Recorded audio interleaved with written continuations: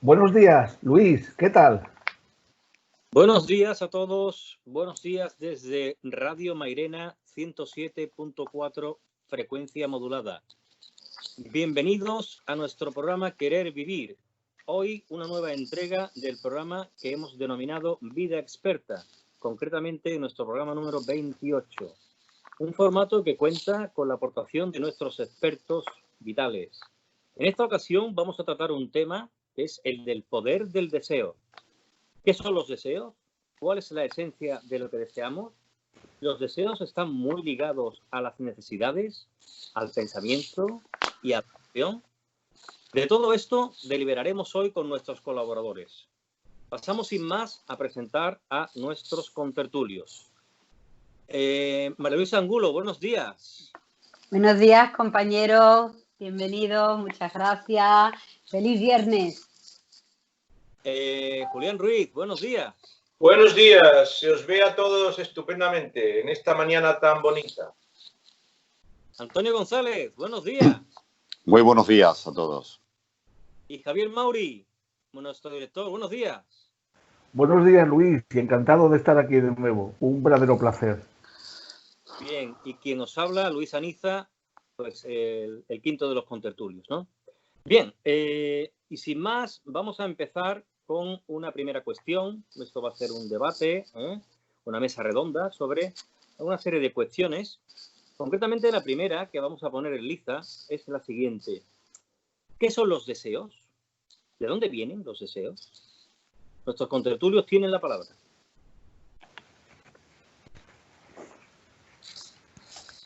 Vamos a ver, pues empiezo. Antonio, muy bien. Creo que en un principio, cuando somos pequeños, no tenemos uso de razón todavía, o cuando los animales, inclusive, los deseos vienen de las necesidades impuestas por la propia naturaleza de suplir de la alimentación, de dar cobijo a la alimentación, a la defensa y a la reproducción. Esos son deseos, no, son imperativos que vienen en la vida. Así lo veo y creo que no me equivoco, ¿no? Imperativos de la vida de estas tres funciones, de alimentación, defensa y reproducción, pero que cuando el ser toma raciocinio o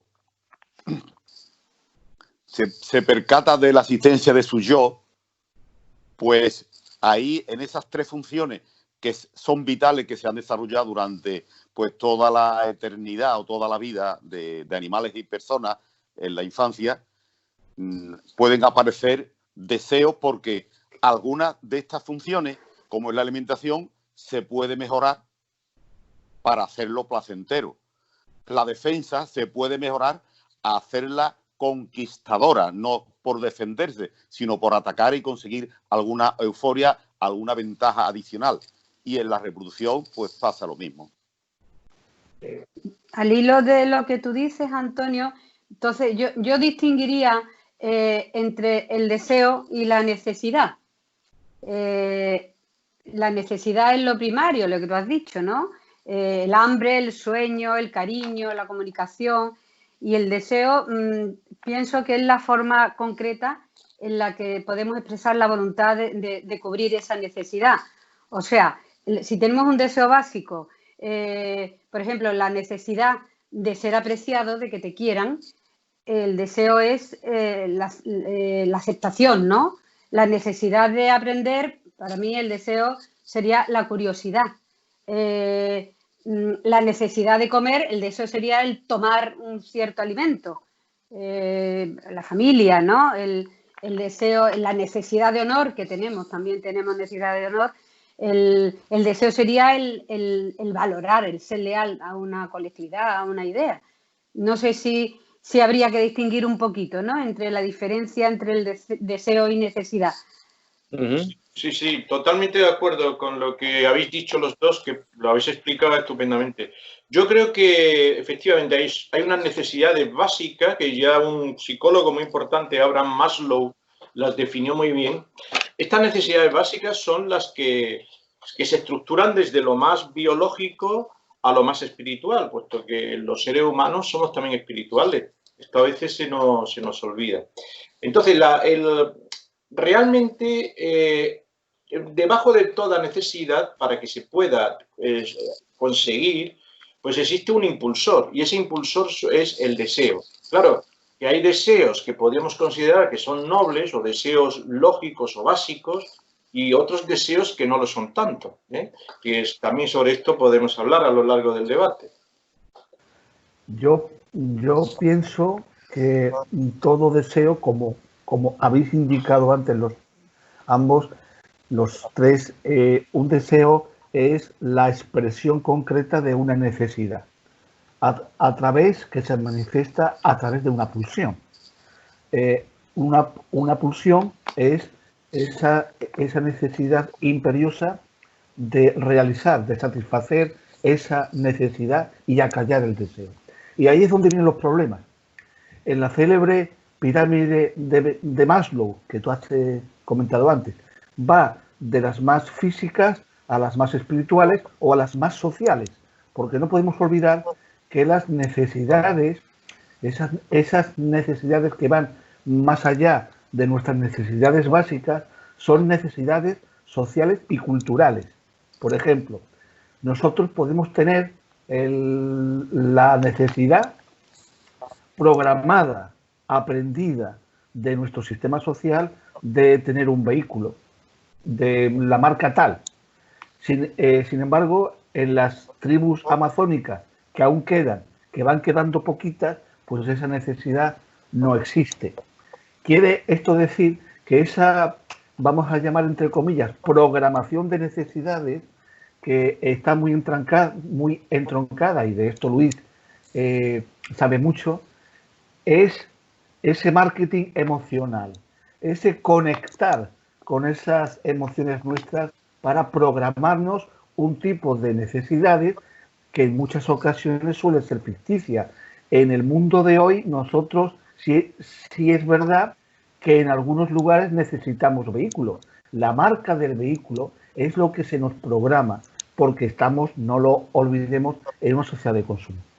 Deseo programado, totalmente, ¿no? Sí. Pues sí, compañeros, yo estoy totalmente de acuerdo con las aportaciones que habéis hecho todos y cada uno de vosotros, porque es que realmente aquí no hay una certeza absoluta sobre nada, es decir, es una opinión, pero está claro que el deseo es una pulsión, y también estoy totalmente de acuerdo con vosotros en que está totalmente condicionado a nivel social. O sea, es nuestro entorno el que condiciona las pulsiones emocionales y nuestros deseos, ¿no? Que vienen a raíz de una serie de necesidades. Digamos que deseo no es lo mismo que necesidad, porque el deseo sería en un segundo escalón, según esa escala de Maslow, ¿no? De un segundo orden, no de un orden prioritario, porque eso sería una necesidad pura y dura. Yo tengo necesidad de comer, tengo necesidad de beber, tengo necesidad de dormir, porque en ello me va la vida. Pero después hay unas necesidades que son necesidades condicionadas, que evidentemente pues son las que hacen que el ser humano pues entre en una espiral, muchas veces una espiral, bueno, pues neurótica, donde, bueno, pues va integrando en su interioridad deseos que él entiende que son primarios cuando realmente no lo son. Es decir, nosotros, el condicionamiento social y cultural es tan brutal, desde que somos pequeños, desde que nacemos, que realmente nos hace concebir como algo nuestro deseos que realmente no lo son. Como bien decía Javier, si viviéramos en una tribu amazónica, pues no tendríamos la cuarta parte de los deseos y de las necesidades que tenemos en una sociedad industrial como la nuestra, ¿no? Es decir, que bueno, que es algo pues, totalmente condicionado, y es una pulsión natural del ser humano y del animal en sí. Lo que pasa es que el animal no tiene conciencia, siempre es el impulso inconsciente el que le determina sus acciones, y nosotros sí tenemos algo que se llama conciencia, que bueno, porque nos hace ser precisamente, bueno, valga la redundancia, conscientes de esas necesidades y esos deseos que tenemos. De hecho, el deseo, lo que estáis hablando, ¿no? De ese deseo programado, creo que es un motor importante, incluso que impulsa una conducta determinada hoy día, ¿no? Ese deseo hace que yo tenga una conducta u otra, que es importante, vamos, importante en mi vida, ¿no? O en la vida de los demás. Y fíjate la diferencia, por ejemplo, entre culturas, entre Oriente y Occidente, ¿eh? Cómo la forma del enfoque de esas dos culturas tan diferenciadas hace que, evidentemente, pues el estilo de vida de los seres de cada una de las culturas sea diametralmente opuesto a todos los niveles. Pensamiento, religión, forma de entender la vida, etcétera, etcétera. O sea, son muchos condicionantes los que la cultura pues te va imponiendo, porque realmente no es algo libre que una persona pueda ejercer o pueda desarrollar, sino es algo que está condicionado desde base. Yo en algo nazco en un entorno y, bueno, pues según la suerte del entorno en el que nazca, así voy a condicionar mi conocimiento, mi cultura, mi forma de pensar y mis propias necesidades. Mirad, hay una línea perfecta en la conducta de las personas. Esa línea empieza por el pensamiento y la emoción, y le sigue después la necesidad. Es decir, debajo de toda necesidad hay una emoción y un pensamiento. Y digamos que el deseo sería un propulsor de la necesidad. Es el que ya incita a conseguir el objetivo que queremos. Lo interesante siempre en las conductas que tenemos todos los días es darnos cuenta cuáles son las necesidades que tenemos, si son auténticas esas necesidades, y así podremos controlar emociones y pensamientos. De hecho, somos felices cuando hemos logrado cumplir nuestro programa de necesidades. Esto yo todos los días me doy cuenta. El día que estoy bien, normalmente estoy bien porque mis deseos se han cumplido, porque precisamente han cubierto algunas necesidades básicas que tenía para el día. Entonces, mis emociones, pensamientos están acordes. Fíjate tú lo que has dicho, Julián, lo interesante que es decir, tú te sientes feliz porque tus deseos son cumplidos. ¿Por qué? Porque en nuestra cultura se ha determinado que para ser feliz hay que tener cumplidos unos deseos. ¿Sí? Si tú vivieses en otra cultura, tú serías feliz por otras circunstancias muy distintas. O sea, que la felicidad es algo totalmente relativo a lo que es la cultura en la que te desenvuelves. Claro, cultural. Y a colación decía Antonio, perdona. No, cuando el deseo ese es, por ejemplo, por egoísmo o por, bueno, presumir, destacar, querer algo que otros tienen y quererlo uno imperiosamente, por mucha tecnología que haya en la sociedad, por muy moderna que sea, por muy antigua, eso siempre es lo mismo. El afán de protagonismo, destacar de los demás y hundir al que estorbe, eso siempre está. No hace falta que haya maquinaria moderna ni sociedad moderna diferente para que eso no ocurra. ¿Qué pasaría si no supiéramos frenar los impulsos que nos provocan una autoestima sobre los demás, no sobre los deseos de uno naturales y lógicos y bonitos, como las aficiones que uno pueda tener, sino cuando uno pone la satisfacción de un deseo a que otra persona esté en inferioridad sobre uno? ¿Qué conflicto sería ahí, no? Pues sí, Antonio, sí, evidentemente sería un conflicto, obviamente, claro que sí. De hecho, la sociedad, bueno, pues alimenta en parte a este conflicto, ¿no? Es decir, pero como tú bien dices, el conflicto en el humano es tal desde que el humano es humano, es decir, incluso en los propios animales se ve, ¿no?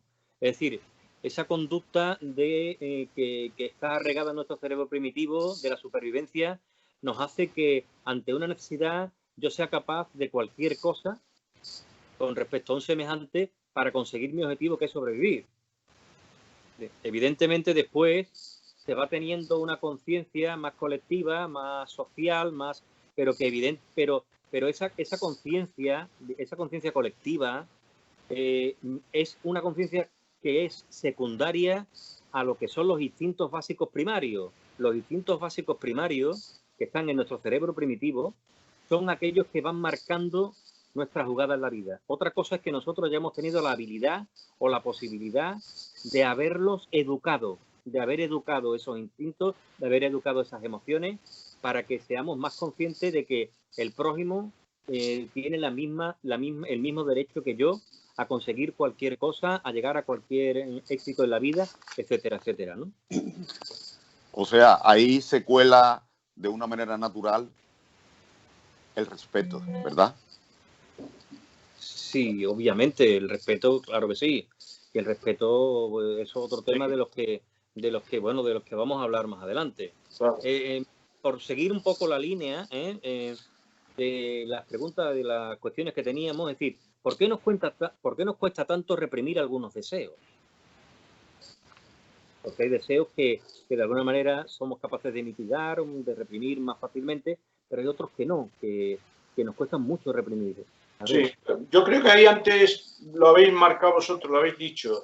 Normalmente vivimos en sociedades con una cultura donde, y más en las occidentales, donde se están continuamente desde los medios de comunicación y la cultura social, pues inculcando mucho falsas necesidades. Es decir, decía Sócrates cada vez que iba al mercado, aquella frase famosa que recordaréis, que iba al mercado simplemente para ver la cantidad de cosas que no necesitaba.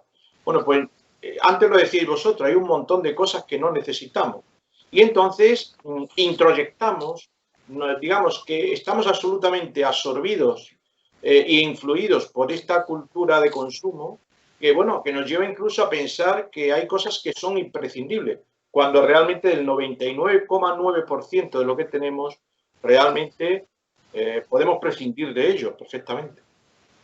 Hay por ahí una teoría que tanto los deseos como los pensamientos que no son nuestros, somos receptores de ellos. A mí se me da, por así decirlo, la oportunidad de clasificarlos, comenzar a trabajar con ellos y decidir con lo que me quedo o no. Entonces, claro, seríamos estupendos si pudiéramos controlar esos deseos, ¿no? La filosofía o la maravillosa cábala te enseña a manejarlos, claro. Si todos supiéramos eso, manejaríamos lo que tú has dicho, lo que hacía este hombre, ¿no? Ir al mercado y decir, maravilloso lo que hay aquí, pero no necesito nada. Pero manejar eso es fuerte, ¿eh? Es fuerte. Sí. De hecho, la filosofía antigua, mira, los estoicos, yo tengo aquí un libro que últimamente estoy leyendo, me está fascinando. Este libro se llama Mi cuaderno estoico. Son una serie de propuestas que nos enseñan los filósofos de la antigüedad precisamente a esto, a saber controlar los deseos y a darnos cuenta de que realmente sufrimos. La causa de nuestro sufrimiento viene precisamente de esto, de que hay unos deseos mal encauzados. Los deseos básicos se basan, y los naturales se basan en las necesidades básicas y naturales. Por ejemplo, un filósofo Epicuro decía que el ser humano puede ser feliz si tiene lo mínimo para comer, para vivir y amigos. Estas tres cosas son las esenciales. No hacen falta ni grandes banquetes, ni hacen falta grandes coches, ni grandes hoteles. Simplemente una buena conversación, una vida sosegada, una alimentación básica para subsistir, la amistad, el amor. Esas son digamos, las necesidades fundamentales del ser humano. Sí, sí, es así. Yo tengo un amigo que es muy estoico y, por ejemplo, come jamón y come una lonchita. Y oye, ¿no quieren más? Dice, ¿para qué? Si todo sabe igual. Y digo, ole, ¿quién pudiera hacer eso, no? Claro. Es cierto. La verdad es que sí. Fijaros bien que hay estudios que avalan, ¿no? Lo que os voy a decir ahora a continuación. Cada vez que yo elijo algo en esta sociedad de consumo, donde hay tanta diversidad, el cerebro se traumatiza. Fijaros bien que una elección en una gama, una diversidad. Imaginaros que yo estoy en unos grandes almacenes y me quiero comprar una camisa, por ejemplo, ¿no? Y veo 80.000 camisas, las que suele haber en un establecimiento. O sea, diversidad de camisas, diferente color, diferente estampación, una diversidad. Bueno, ya mi cerebro ahí entra en una situación de estrés, porque le estoy obligando a tomar una decisión. Pero lo más grave no es eso, es que le estoy obligando a que deseche 80.000 opciones que tenía antes para elegir. Eso es de un calado tan estresante, del que evidentemente no somos conscientes, que nos va minando nuestra psique y nos va minando nuestra forma de nuestra propia salud, ¿no? Es decir, entramos en estrés porque esta sociedad estresa, el ser humano estresa al cerebro cada vez que tiene que hacer cualquier tipo de elección. Antes la vida era más sana. ¿Por qué? Porque no había tanta diversidad. Nuestro cerebro no tenía que discernir entre tanta diversidad, porque no solamente es lo que acepta, sino lo que deja. Y lo que deja es una pérdida y es un microtrauma que queda ahí, de lo que no somos conscientes, pero que realmente queda reflejado en nuestro interior. Fijaros bien la cantidad de microtraumas que llevamos en nuestra vida cada vez que hacemos una elección y desechamos otras muchas cosas. De hecho, muchas veces, incluso cuando elegimos, después empezamos a decir, coño, pues debía de haberme comprado aquella otra camisa, ¿qué tal? O aquel otro coche, o aquel otro... Sí, somos así. ¿Pero por qué? Porque es que hemos tenido tanta gama de elección que al final nuestro cerebro ha tenido que decidir de alguna manera y decir, bueno, me quedo con esto, pero es que desecho todo lo demás. Y en todo lo demás, pues también había cosas que nos gustaban. Y a eso añádele otra cosa. Porque si tú eliges entre esas 80.000 camisas la que te gusta, bueno, ya es difícil porque son muchísimas, ¿no? Pero es que además tienes que tener en cuenta cómo van a opinar los demás y cómo tú te vas a lucir ante los demás con la camisa. O sea, que métele también otro argumento más para tener una variedad más de motivos de elección de camisa. Y otra cosa más es los medios de comunicación y la sociedad en general, los amigos, vecinos, familiares, lo que te van a influir para decirte la camisa que te tienes que comprar, el sellito que tiene que tener y que representa el dinero que tú tienes para que tú presumas. Añádele eso ya el colmo de lo que tú has dicho, de estar estresado para una elección de una camisa, multiplícalo. Cuando después abro mi ropero y tengo 40 camisas que no utilizo prácticamente. Claro. Hay 40 elecciones donde se ha establecido toda esta situación que tú acabas de comentar, Antonio. Sí, Javier. Hay una palabra que ha comentado Julián, que es la palabra introyectar. Es muy interesante, porque introyectar es interiorizar, hacer mío algo de fuera. Fijaos que somos máquinas diseñadas para aprender. ¿Con qué finalidad? Adaptarnos. Y qué duda cabe que para poder adaptarnos en un entorno, en este caso nuestro entorno cultural, vamos incorporando a nuestro repertorio conductual, a nuestro repertorio cognitivo, a nuestras prioridades en definitiva y necesidades, una serie de elementos que ya lo vivimos como algo nuestro, como parte de nosotros. No solo estamos ante una programación química, no únicamente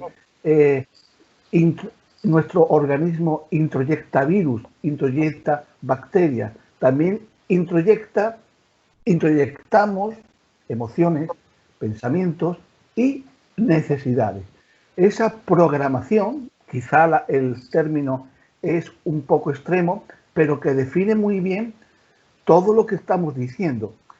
No necesitaríamos tantísimas cosas realmente para sobrevivir, para vivir y para ser felices. Todas esas necesidades son las que hemos introyectado como nuestras y creemos que las necesitamos para poder vivir y para poder ser felices.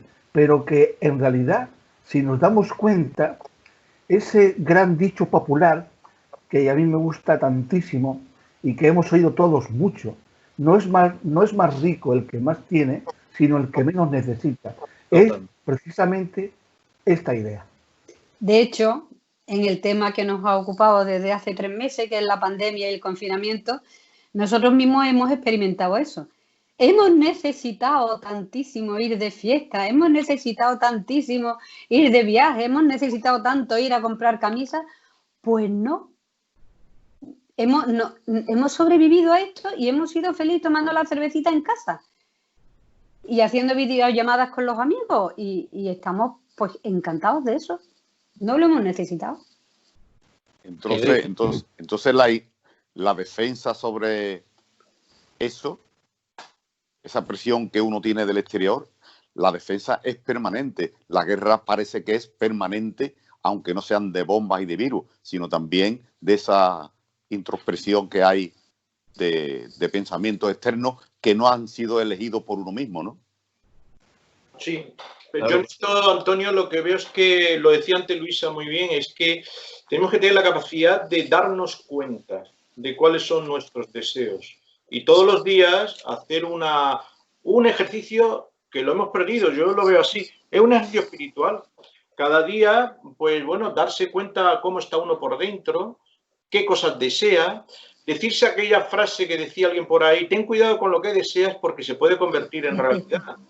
Y en un momento determinado, en el momento en que estamos alienados, es decir, que nos dejamos llevar por una sociedad que nos crea muchas necesidades, en ese momento es cuando estamos perdidos. Caemos en la red de todas las ofertas que hay posibles en un mercado.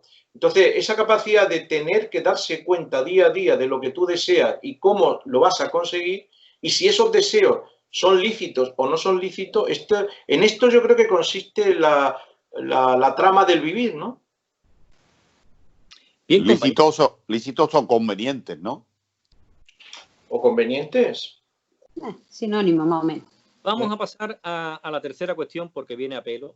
Es decir, una vez hablado de todo lo que hemos comentado, de todo el tema emocional, racional, etcétera, bajo vuestro punto de vista, ¿qué puede más? ¿El corazón o la mente? Pues yo haría otra pregunta dentro de esa pregunta. O diferenciaría, ¿qué creemos nosotros que es el corazón y la mente? Para ver qué puede más. Muy bien, perfecto. ¿Corazón, emoción, mente, razón? Sí.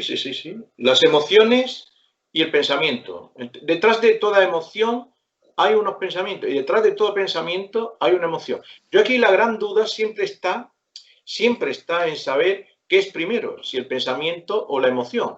Pero, curiosamente, pensamiento, emoción y acción van siempre juntas. Siempre. Hay un triángulo, Julián, a colación de lo que tú dices, que precisamente el de pensamiento, emoción y conducta, ¿sí? Donde los tres elementos están interconectados. De tal forma de que si tú modificas uno de ellos, estás modificando los otros dos. Es verdad. ¿Qué es primero, qué no? Bueno, eso puede ser un motivo de debate, que a lo mejor decir, bueno, ¿qué fue primero, el huevo o la gallina? Pues realmente, bueno, pues no sé hasta qué punto el que sea primero una cosa u otra va a modificar de alguna forma la realidad de la vivencia que tenemos, ¿no? Pero que pensamiento, emoción y conducta están interconectados, estrechamente interconectados, eso es una evidencia absoluta. Sí, hay, de todas maneras, yo a vosotros, que sois psicólogos, me gustaría un poquito también que abundarais en esto. Mirad, se habla siempre de los tres cerebros famosos, ¿no? El cerebro reptiliano, el neocórtex, etcétera. Quizás yo siempre he tenido la intuición, la idea, de que quizás la emoción es anterior al pensamiento, por una razón, porque en la antigüedad se crea el primer cerebro, el cerebro animal reptiliano, que es donde residen precisamente todas las pulsiones básicas, las emociones fuertes, etcétera. ¿Cómo lo veis vosotros eso? Yo lo veo, evidentemente, tal como comenté antes, ¿no? Evolutivamente, y tú acabas de comentarlo, ¿no? El cerebro reptiliano pues, es el primero que se forma, posteriormente se forma lo que es el tema del sistema límbico, donde está el hipotálamo, donde está el tálamo, donde está la amígdala, donde está todo lo que es el sistema límbico, que es donde se cuecen todo lo que son las emociones básicas. Y después ya lo último que se ha desarrollado en el cerebro humano es el córtex. O sea, la corteza cerebral y la parte prefrontal del cerebro, que es la que nos permite a nosotros tener conciencia de todo, ¿no? De tanto de lo externo, de lo que nos marcan nuestros 5 sentidos, como de la interioridad, ¿no? Entonces, si nos circunscribimos a eso, evidentemente, una emoción, los primitivos, nuestros ancestros, no tenían un lenguaje para pensar y, sin embargo, sí tenían emociones. Y cuando nosotros nos desarrollamos como seres humanos y desarrollamos un lenguaje, porque el pensamiento y el lenguaje están íntimamente relacionados? Fijaros bien si fuese, yo simplemente lanzo una idea, ¿no? ¿Somos capaces de pensar sin un lenguaje? ¿Alguno sería capaz de pensar algo sin un lenguaje que lo estuviera sustentando, ese pensamiento? Es imposible, ¿verdad? Antonio, ¿tú podrías pensar sin un lenguaje? El lenguaje, pero es que siempre hay lenguaje, porque no está con la lengua, pero creo que nos estamos refiriendo a la comunicación. Y la comunicación, se comunican dos hormigas cuando se cruzan, se tocan, y las abejas, por medio de los tipos de vuelo que hacen, le están diciendo a las demás abejas dónde están las flores y dónde está el fruto que ellos buscan, ¿no? La comunicación a lo que nos estamos refiriendo como lenguaje. Y los simios, según dicen, tienen 300 o 400 palabras o ruidos que significan cada cosa. Un pájaro arriba que ataca, una serpiente abajo, un cocodrilo, un león, una amenaza de lo que sea, o alimento. Más después se han descubierto que algunas palabras son dobles, quiere decir que ya empiezan a introducirse las frases entre ellas. Creo que la comunicación es permanente. Sí, Antonio, totalmente, pero me refería al pensamiento, no a la comunicación en sí. La comunicación es un hecho que se da independientemente de que haya pensamiento o no, como tú bien acabas de... El pensamiento, entonces, quizás nos estemos refiriendo a tomar conciencia de lo que está ocurriendo o de lo que nos está ocurriendo, ¿no? Que es lo mismo, pero con una conciencia que aparece ya el ser humano, ¿no? Sí, eso es complicado porque, mirar, la palabra conciencia, puede haber conciencia sin pensamiento. Entonces, de hecho, la filosofía oriental, cuando plantea la meditación, en el fondo lo que se busca es eso, es decir, llegar a un estado de conciencia, pero donde el pensamiento desaparece. Entonces, no sé, ahí corazón y mente, que es la palabra, las dos palabras que estamos ahí manejando, que es ante una cosa o la otra. Yo ahí, quizá ahora, dándole vuelta a la pregunta que hace Luis, quizá es muy difícil responder esa pregunta porque, como antes él dijo, tanto acción, conducta, mente y emoción van juntas siempre. Yo es que, por ahondar en esto, para mí la conducta, es lo que decía antes Luis, es digamos, el resultado del corazón y la mente. Entonces, para mí tendría que ir parejo, ¿no? El corazón y la mente, porque cuando el corazón no funciona, por llamarlo, o el alma, no sé, la mente está coja, o al revés, porque, por ejemplo, cuando una enfermedad mental, bipolaridad, Alzheimer, no sé qué, el corazón funciona, porque esa persona sigue sintiendo, sigue amando, pero la mente va por otro lado, entonces hay una enfermedad. Pienso que debía ir parejo. Y cuando la mente funciona, pero el corazón no, pues también hay otra enfermedad. Debe ir al 50% para que haya una conducta homogénea, ¿no? Pienso. Y de hecho es así porque hasta no hace mucho creíamos que las neuronas solo existían en el cerebro. No es así. En el corazón hay neuronas. Y en nuestro sistema digestivo hay neuronas. Hay millones de neuronas. Por tanto, hay una interconexión en nuestro organismo. Esa diversidad, esa diferencia de mente y cuerpo es solamente... eso es ficticio, no es real. El cuerpo es un todo. Bueno, tanto que hay neuronas que os digo que hay hasta en la nariz, según me dijo un otorrino. Porque yo fui por un problema de olor que no olía y me dijo, esto es como una neurona. A ti se te ha acabado la neurona de aquí, no me acuerdo cómo me lo dijo, ¿no? Científicamente. Entonces, sí. Tú ahí no tienes neurona, luego no hueles. Tú qué fuerte, ¿no? Pues sí. Bien, y a colación de esto, compañeros, ¿los seres humanos somos más racionales o más emocionales? Que viene a decir más o menos lo mismo. ¿Hasta qué porcentaje? A ver. Bueno, yo te digo una cosa. Hace 2 días asistí a un curso de eneagrama y, curiosamente, en el eneagrama se dividen las personas en 3 categorías: en racionales, emocionales e instintivas o algo así. Entonces, bueno, quizá somos más propensos cada uno a ser más racionales o más emocionales o más intuitivos, ¿no? Esto, hay personalidades que, bueno, que se decantan por un lado o por otro, ¿no? Sería difícil. Sí. Pero si no hay pensamiento, no hay emoción, ¿no? Pienso. De hecho, lo que sí está estudiado es que el hemisferio izquierdo del cerebro es el que de alguna manera coordina todo lo que es lo racional, ¿no? A grosso modo, ¿eh? Mientras que es el hemisferio derecho el que coordina todo lo que es lo emocional, ¿eh? Entonces, si no hay una buena conexión entre ambos hemisferios en ese sentido, pues evidentemente la conducta desadaptativa está servida. Lo ideal es que haya una buena conexión entre el cerebro emocional y el cerebro racional. ¿Qué es lo que ocurre? Pues que en nuestra infancia y en la cultura en la que estamos, no se nos ha sabido educar emocionalmente. Digámoslo así, ese hemisferio derecho no se ha cultivado tanto como el hemisferio izquierdo, porque se ha tratado mucho de lo que es racionalizarlo todo.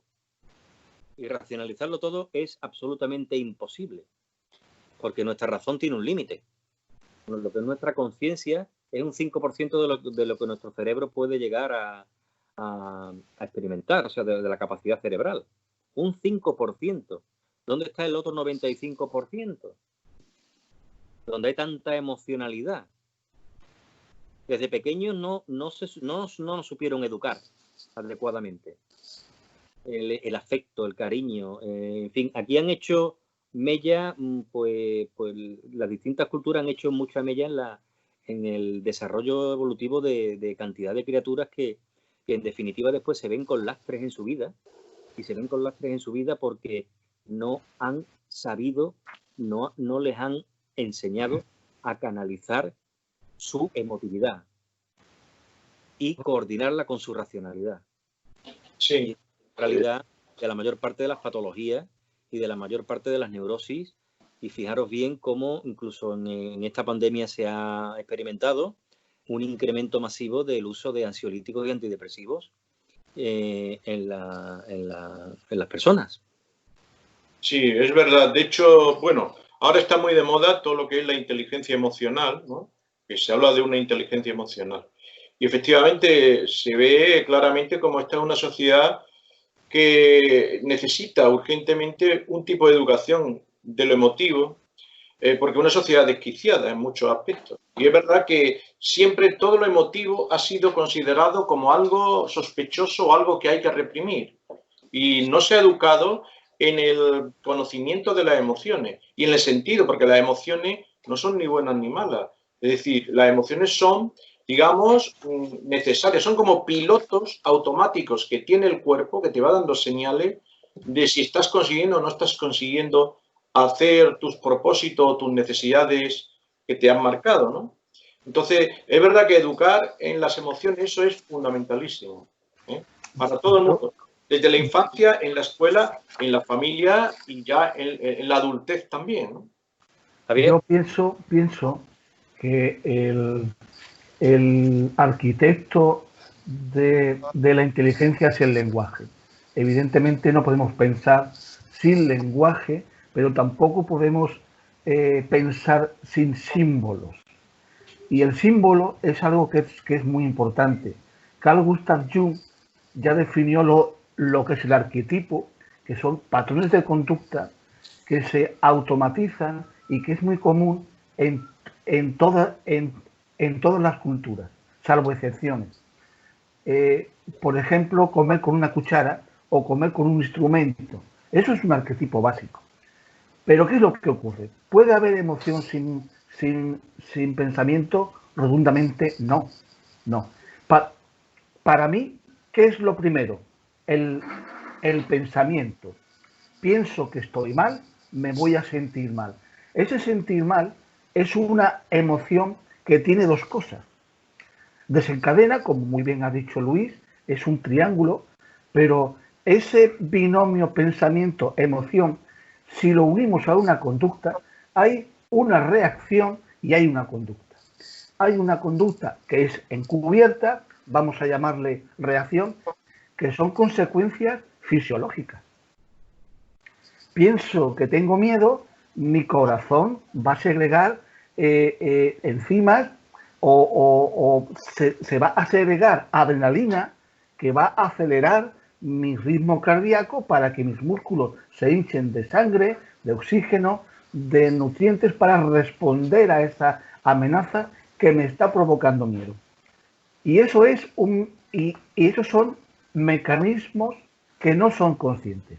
Están fuera de la conciencia porque yo no puedo pensar si voy a tener miedo o no. Eso lo veré después. Mi reacción primaria es canalizar una serie de energía para defenderme de eso. Y eso es lo que se nos programa, se nos enseña a tener miedo ante situaciones que no amenazan nuestra supervivencia. Luego pensamiento y emoción van juntos. Pienso que estoy triste, luego voy a estar triste. Pienso que estoy bien, pienso que soy positivo, luego me voy a encontrar bien. Otra cosa importantísima, como ha dicho Luis, en el sistema educativo no se nos enseña a gestionar nuestras emociones. Como muy bien dice Julián, no hay emociones buenas ni malas. Todas son interesantes, todas nos enseñan. ¿Por qué? Las positivas, las emociones buenas, nos enseña la suerte que tenemos de tener lo que tenemos a nuestro alcance. Las emociones negativas, lo que nos informa es lo importante que hemos tenido, que ha sido aquello que hemos perdido. Y eso nos enseña a que no lo perdamos más. Pero esto no se nos enseña, se nos penaliza porque nuestra conducta se rija por la emoción y no por el pensamiento. Se ha primado el razonamiento, se ha primado la memorización sin comprensión. ¿Qué es lo que pasa? Que no se producen aprendizajes. Y si no se producen aprendizajes, lo que ocurre es que hacemos una mala adaptación a nuestro entorno. Y viene lo que dice Luis, la conducta desadaptativa. Todas las teorías psicológicas, todas las escuelas psicológicas y psiquiátricas que tratan de explicar todo esto, lo que tratan de explicar son los procesos mentales. ¿Cómo podemos pasar de una estimulación bioeléctrica de una neurona a un pensamiento? Ese es uno de los grandes misterios que se está desvelando hoy en día. Pero qué duda cabe que el aquí y el ahora, el darte cuenta de que son dos de los pilares fundamentalísimos del mindfulness que vimos en la sesión anterior, es fundamental. Pararte, desautomatizar lo que te están programando y darte cuenta y ver si lo necesitas o realmente no lo necesitas. Simplemente es que tú tienes que elegir aquellas necesidades que tú consideres que son positivas para ti y que te van a aportar algo. Y si no, a rechazarlas, que de eso también se aprende. Totalmente de acuerdo. Muy bien. Vamos a tocar un par de temas que tenemos todavía aquí pendientes y que no son menos interesantes, que además van totalmente al hilo de lo que vamos comentando. El autorrespeto y la dignidad. A ver, Antonio. Dios mío, la persona que tenemos más cerca de nosotros para agredirla o beneficiarla o armonizarla no es nuestra esposa, nuestros padres, nuestros hijos, nuestros amigos, es uno mismo. Si yo necesito, yo quién soy, qué tengo, qué necesidades, aparte de yo tener un sentimiento, yo tengo un cuerpo, yo tengo unos dientes. Si yo no me lavo los dientes, si yo no me aseo, si yo no me alimento adecuadamente, lo primero es el autorrespeto, el mí a mí mismo. Y en segunda función, yo valgo lo que valgo y me cuido, pero mi semejante vale lo que vale y él se cuida. Y Y como función de eso viene una combinación, perdona. No, Antonio, simplemente que nos quedan 2 minutitos. No, bueno, pues ya termino. En función de eso, la combinación siguiente es: yo me respeto, tú te respetas, nosotros nos respetamos. Entonces, ¿qué más hay que una unión consciente y un respeto común? La unidad y saber que esa unidad existe. ¿Qué hay mejor que eso? Muy bien.